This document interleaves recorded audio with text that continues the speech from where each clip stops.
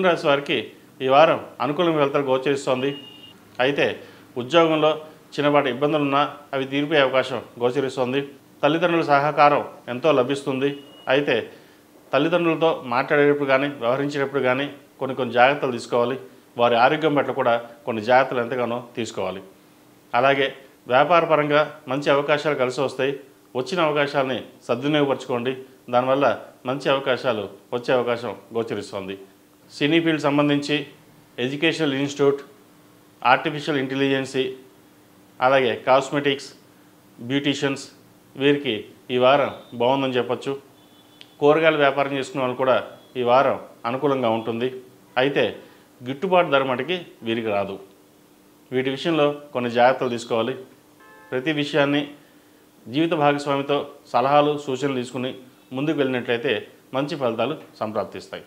వైద్య వృత్తిలో ఉన్నవారికి అలాగే చార్టెడ్ అకౌంట్స్కి ఈ వారం అనుకూలంగా ఉంటుంది. విదేశీ వ్యవహారాలు, ఇంపోర్ట్స్ అండ్ ఎక్స్పోర్ట్స్ సంబంధించిన వ్యవహారాలు, ట్రావెల్ బిజినెస్ వారికి కొద్దిగా ఈ వారం అంత అనుకూలంగా లేదని చెప్పవచ్చు. విద్యార్థులకు కాలం అనుకూలంగా ఉంది. అయితే కష్టపడి చదవాల్సిన సమయంగా చెప్పవచ్చు.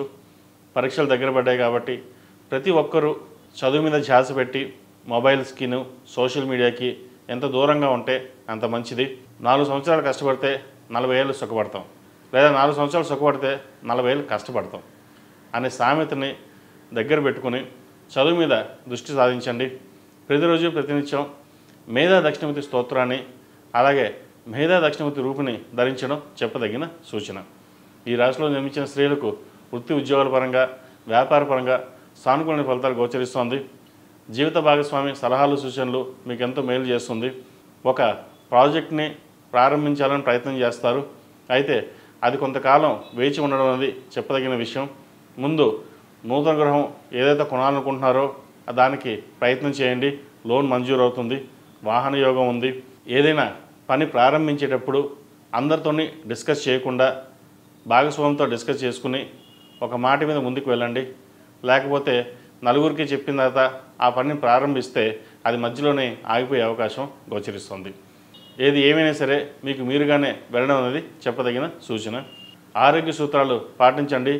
యోగా, మెడిటేషన్ చేయడం వల్ల ఆరోగ్యపరమైన ఇబ్బందులు ఏమైనా ఉంటే తొలగిపోతాయి. ఎందుకంటే ఈ వారం ఈ రాశి వారికి గ్యాస్ట్రిక్ సంబంధించిన ఇబ్బందులు ఉండే అవకాశాలు గోచరిస్తుంది. ఈ రాశివారు ప్రతిరోజు ప్రతినిత్యం హనుమాన్ ఒత్తులతో దీపారాధన చేయండి. ప్రతి బుధవారం నాడు వినాయకుడికి జిల్లేడు ఒత్తులతో దీపారాధన చేసి గరికతో గకారక అష్టోత్తంతో పూజించండి. ఏదైనా పనులు ఉంటే ఆగిపోతే అవి నిర్విఘ్నంగా ముందుకు సాగుతాయి.